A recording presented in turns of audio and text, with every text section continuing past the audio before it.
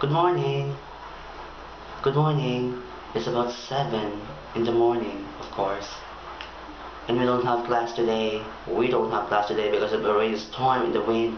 That is so, my God. So I remember this one story the other day. Very, very amazing story the other day. I just woke up. My voice is feeling so low today. And the thing is distracting my video. So I was about to go to school. I take off my clothes, wash my body, take clothes again, went outside, take a tricycle, and went to a terminal where FX stops. I was doing my thing like this, doing my one-hand thing for them to stop. And then one FX stopped in front of me. And then the other guy was like doing his thing. He was like, ako ang nauna, ako ang nauna.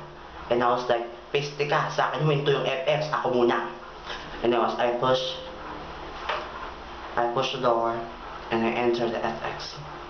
It was like hell, oh my God, because all of us are really, really waiting for that moment to come. And then after another street, after 4th Street, a man went down, and a man went inside again. Wetting, tagaktak everywhere, tagaktak in here, tagaktak here, and tagaktak here and everywhere. And he was like doing his thing like this. Then he was beside me. And I was like, I can smell something that is so disgusting. Because he was smelling. Actually, it's not that smelling. He was so hot. Hot as hell. So he was so wetting wild. So he's about to fix the aircon. Fixing and fixing in the other way around. And I was like, there's something beneath his underarm. Then I stopped for a minute, and I really observed the smell. He was fixing again the aircon, doing the same thing around because it was feeling so hot, and yet it is so cold inside. And I was like, there is something beneath his underarm. And I stopped, looking like there's nothing to do, like this, listening to pop culture, Lady Gaga and Mariah Carey. And then he was like counting his money and said, Manong bayad ho, lotol lang po, paksuyo po, paksuyo.